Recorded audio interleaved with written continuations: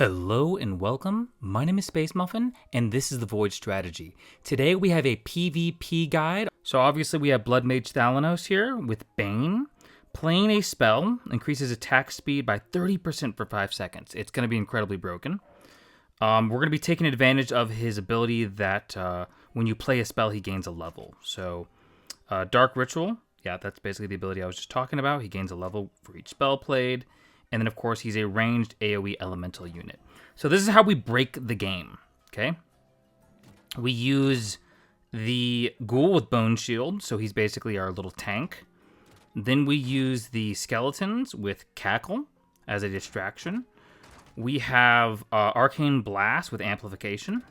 We have our trusty Chain Lightning with Reverberation. We, of course, have our Meat Wagon with Flay, Trebuch. And then, of course, we have our Necromancer with Jeweled Skulls. It's kind of a pseudo-tank. So let's get right into it, guys. Awesome. So we're going to get into it, but I would really appreciate it if you guys like and subscribe to the channel. It really helps us out. But let's go ahead and kind of show us the strategy here. So what you do is you play the Blood Mage, okay? You let them kind of do their thing. You kind of get a nice little army building up here, right? You go ahead and play the Blood Mage, okay? And then you just start unleashing havoc on people. You just start playing spells, just non-stop, right? And he will gain a ton of levels.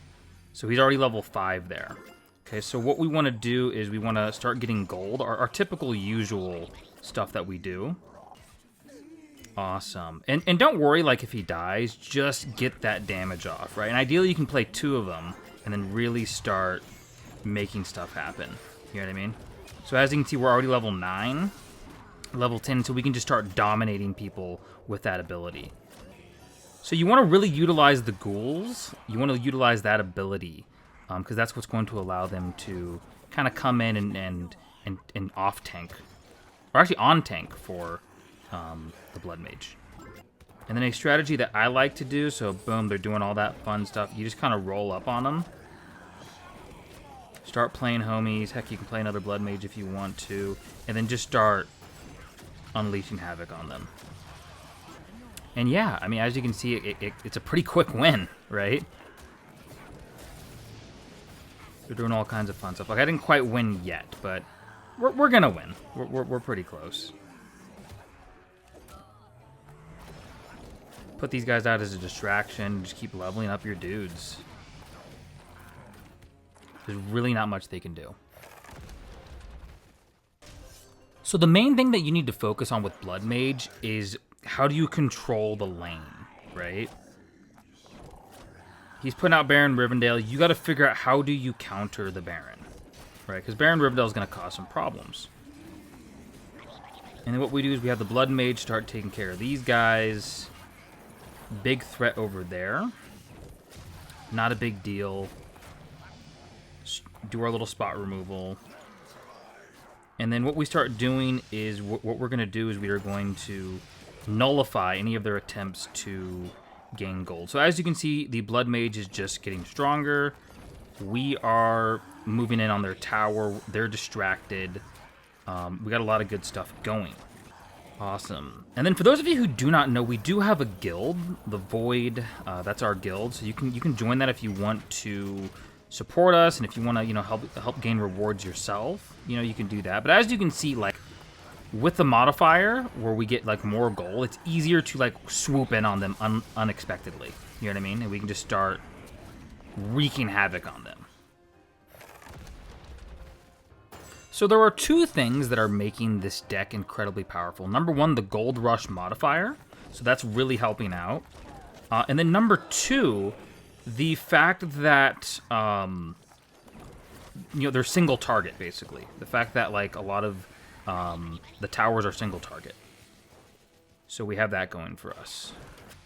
And then, bam, we're just taking care of his entire army. Really trying to level up that Blood Mage. And then, of course, we do our little distraction there. Eventually, we're going to start mining gold. So we got to time that properly. But as you can see, once you start leveling the Blood Mage, you really have an unfair advantage over your opponents. So what I'm going to do is I'm actually going to plop another one of these guys out and just start leveling him up. Let's start mining. So far, so good. He's distracted. And then we can just, as you can see, boom, just level him up like mad, right? And there's not a darn thing he can do about it. That's what's so beautiful about this deck. Awesome. So this deck is not really amazing against other spellcasters, and that's simply because the other spellcasters have so much damage on board, if that makes any sense. So you got to really be strategic about this. Like, you can't let Jaina survive, because Jaina is going to empower all of their spells. So you just got to keep bombarding them nonstop. Unleash your dudes when you can. Plop out another Blood Mage, and then rinse, wash, repeat. So that's good that he's going to kind of stall for a little bit. Like, you can kind of let them do their thing. Pop Jaina, right? And so now you can see our ghoul is ahead of the Blood Mage. So we're going to be able to take that tower, no big deal. Plus, we got another Blood Mage over there that's going to destroy everybody. So, as you can see, the strategy here... And he's trying to get rid of that Blood Mage, right? But he's having a hard time. So that's fine. Go ahead and put out one of these guys in the middle lane.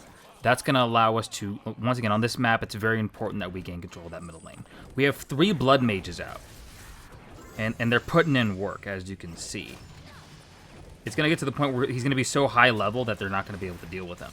So that's kind of the rinse, wash, repeat strategy. And then we just plop these guys in as a distraction. They come in, the Blood Mage is going to be able to put in the work.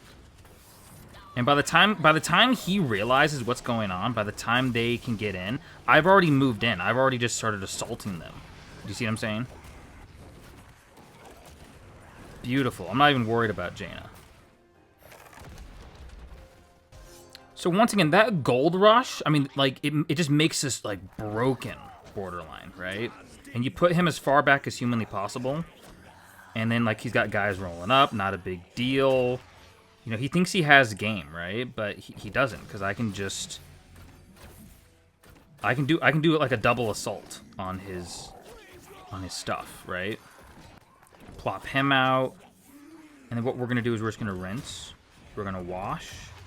And we're going to repeat. So bam, look at that. We just gained this tower. Not too worried about this guy rolling up. So let's go ahead and play another Blood Mage, far back as humanly possible. And then what we're going to do is sneak in here, get some gold. Let him think that he's got game, right? And then just start rolling up. Not much he can do, right? Fast wins. If you want fast wins, guys, this is the deck for you. As you can see, we're just absolutely eviscerating people.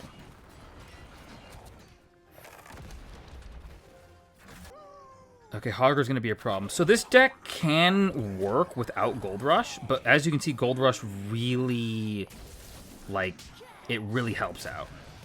Because we're able to just start we're able to bombard their units before they can even touch us. You know, we have a little bit of a battle there, and then what we're going to do is we are going to put in a lot of work. So I'm not super duper worried about that battle there. We're going to put some guys up front. Yeah, see, so he's desperately trying to make things happen. We're going to try to take his tower in the meantime. We're going to put out a third Blood Mage. And then what we do is we don't allow him any slack. So this is going to be a damage-dealing, like, machine here in a second. Save up our 4 cost. Bam, we can just start popping the Hogger. So as you can see, and then, like, that bonus with the speed, like, so he gets that speed bonus, right, from his ability. That is what we want. So we can just start taking out towers quickly. And by the time he's done, like, defeating that one, like, another one's rolling up, right?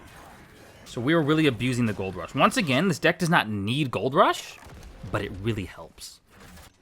Excellent, guys. So we do have time for one more game, so let's go ahead and get that going here. Play our Blood Mage.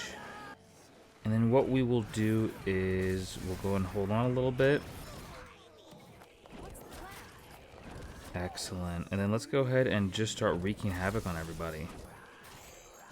Very good. And then we're going to play another Blood Mage, and then we're going to just start going to town. Not a big deal. Not a terribly big deal.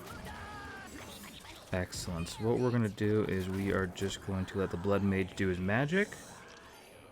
Hopefully we can squeeze another Blood Mage out before they start doing crazy stuff. Looks like we're good to go. Awesome. And we're just eviscerating people. I mean, look at that. The Blood Mage puts in the work. Oh, so he does go beyond. Okay, so really good. So as you can see, like, even at higher levels, this deck just starts doing really good. And there's really not much they can do. That's what's so beautiful about it.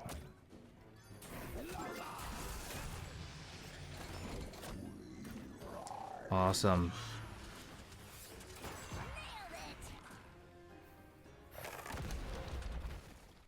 So there you guys have it, the Blood Mage coming in hot.